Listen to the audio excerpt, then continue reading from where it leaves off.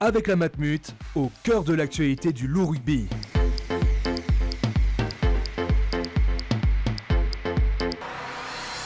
Après chaque match au Matmut Stadium de Gerland, retrouvez Au cœur du loup sur TLM avec JL Events.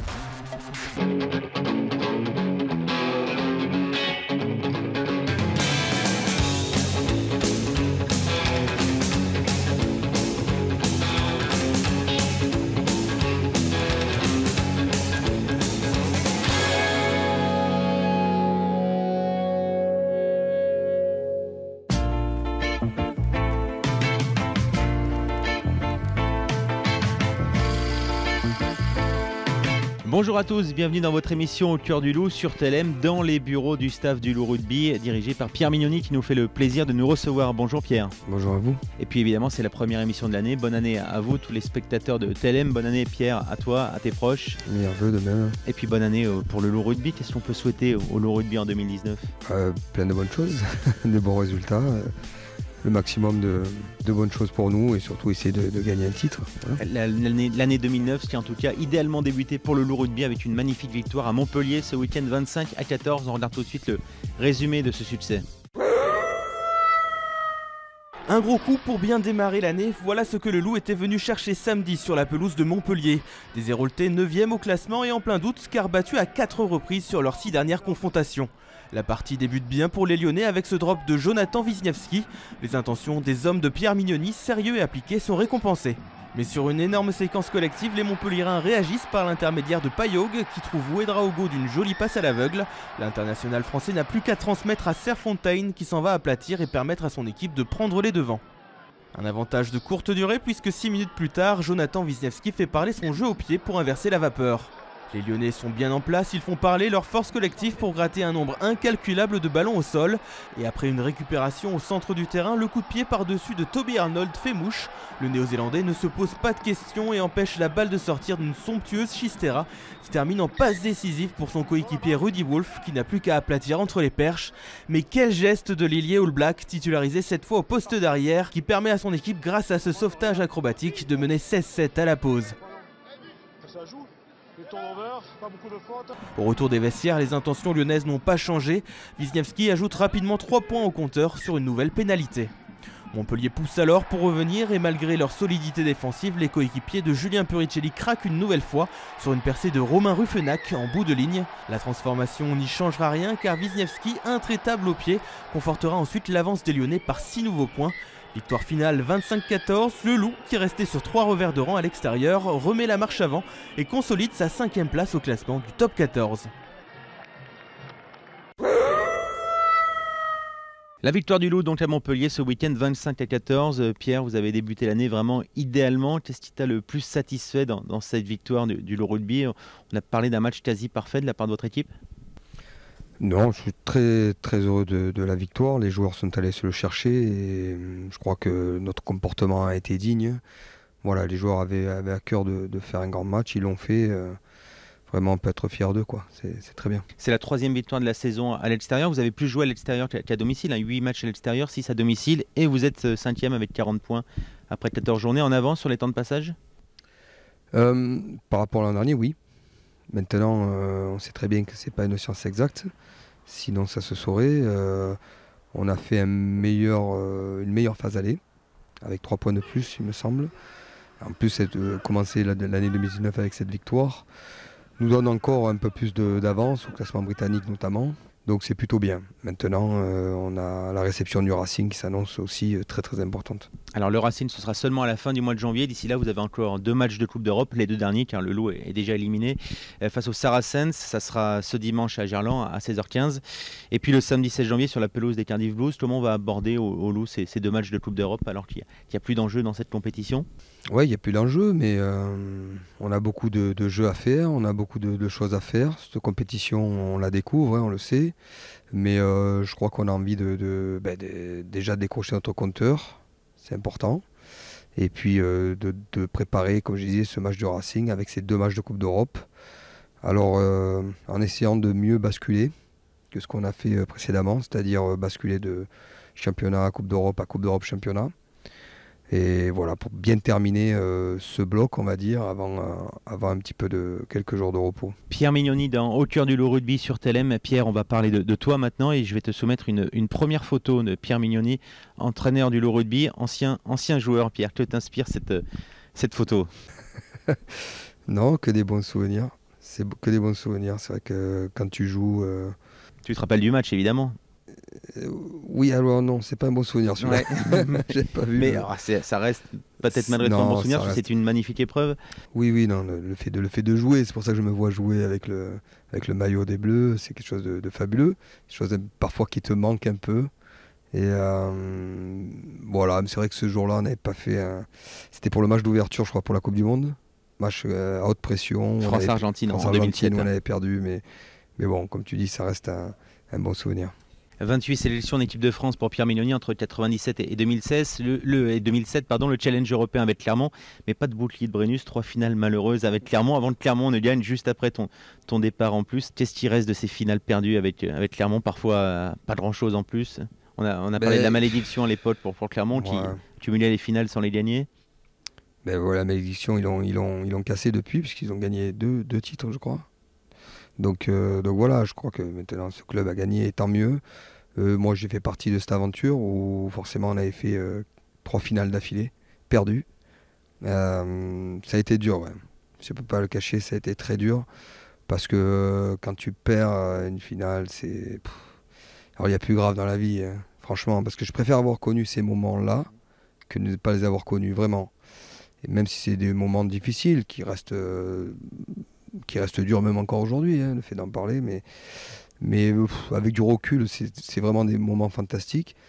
Mais quand tu perds une finale, c'est pas juste un match, quoi. C'est tout l'été derrière, enfin toutes les vacances qui sont gâchées, où tu penses beaucoup à ça. Donc t'as qu'une envie, c'est de repartir. Pierre Mignoni, passé par Toulon, Béziers, Dax, Clermont, avant de finir à Toulon chez toi, Toulon où tu as lancé ta carrière d'entraîneur aux côtés d'un certain Bernard Laporte. Ouais, Bernard, on a passé des moments, je crois qu'on a entraîné 4-5 ans ensemble. J'ai été son adjoint au niveau des 3 quarts. Et forcément, quand tu bosses avec Bernard, tu écoutes et tu apprends. Tu te fais tes idées, sans copier le personnage, parce que Bernard, c'est quelqu'un d'unique. Hein. On le voit, c'est quelqu'un d'atypique. Alors on aime ou on n'aime pas. Moi, j'ai beaucoup pris de plaisir à travailler avec lui, plus que pour lui. C'est-à-dire que quand je jouais, il m'avait entraîné en équipe de France. C'était raide et était très dur, très dur, notamment avec les 9. Mais travailler avec lui, j'ai vraiment pris beaucoup de plaisir. J'ai appris. On a gagné, je crois, 4 titres.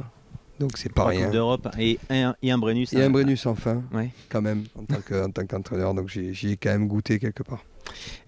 Cette carrière d'entraîneur lancée donc auprès de Bernard Laporte, et ensuite tu as pris ton envol ici à Lyon en 2015. Il y avait la tentation de vouloir débuter à Toulon, ça n'a pas pu se faire. Et finalement, c'est ici à Lyon que tu as lancé cette carrière? Non, débuter à Toulon, moi j'ai fait ce que j'avais à faire à Toulon. Franchement, comme j'ai dit, j'ai entraîné 5 ans je crois, et avec 4 titres. Je pense que c'était pour moi l'heure de passer à autre chose. J'avais une proposition de continuer de 2 ans avec Toulon. Mais pas comme numéro 1?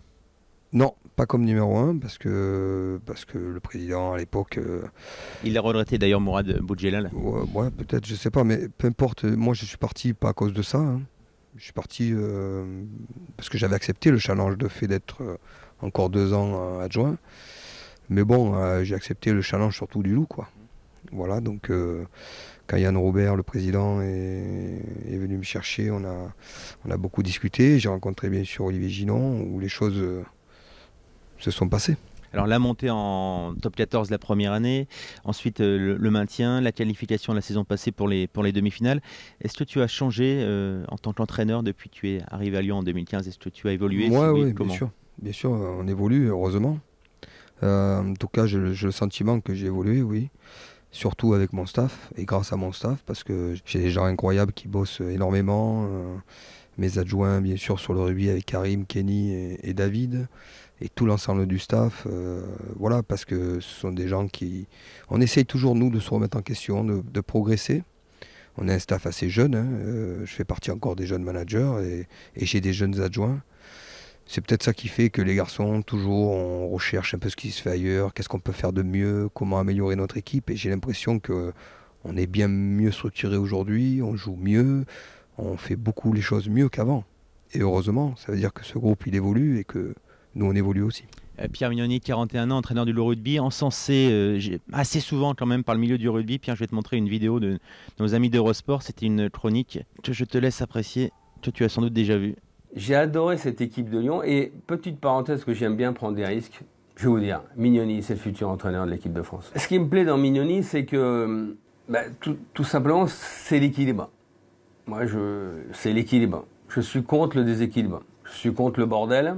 Et je suis contre une trop grande austérité, un côté formel, une trop grande rigueur. Donc c'est l'équilibre entre les ingrédients qu'il faut mettre mentalement pour gagner un match, la sélection des bons joueurs et la motivation, ce fameux discours verbal, cette piqûre grammaticale. Oui. Je mets une petite pièce, je mets un coup de fusil. Je pense que Mignoni est le futur. Voilà. Si j'avais 10 000 € à mettre, je les mets sur Mignoni. Voilà, la petite pièce pour Jean-Baptiste Lafont, c'est 10 000 €. Que t'inspirent ces propos? C'est pas le premier à les tenir, ni le dernier sans doute. Non, mais moi, honnêtement, je n'ai pas vu ce truc. Je respecte beaucoup Jean-Baptiste Lafont, hein, qui était un joueur incroyable à l'époque, très atypique. Mais non, mais c'est gentil de sa part, mais j'ai pas un objectif de carrière. Mais si, je vais pas mentir, si demain l'équipe de France vient te chercher, comme quand tu es joueur, tu as envie d'y aller. Mais honnêtement, c'est pas du tout le sujet d'actualité. D'une, parce que je veux pas que ça déstabilise mon équipe en place, et parce que j'ai aucun contact avec la fédération.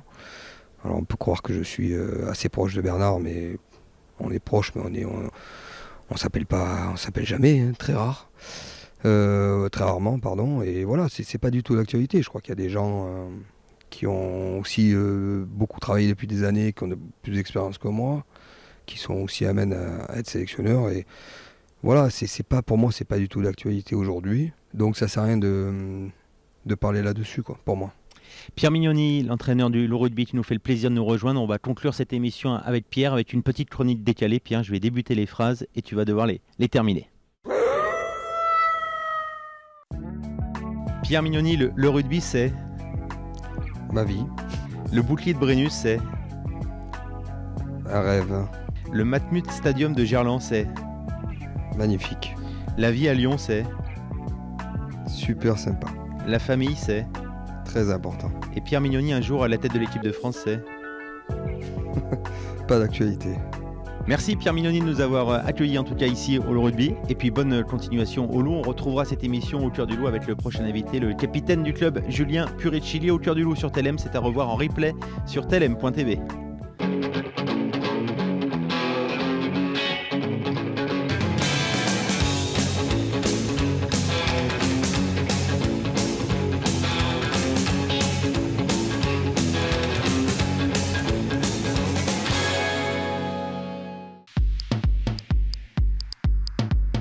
Avec la Matmut, au cœur de l'actualité du Loup Rugby.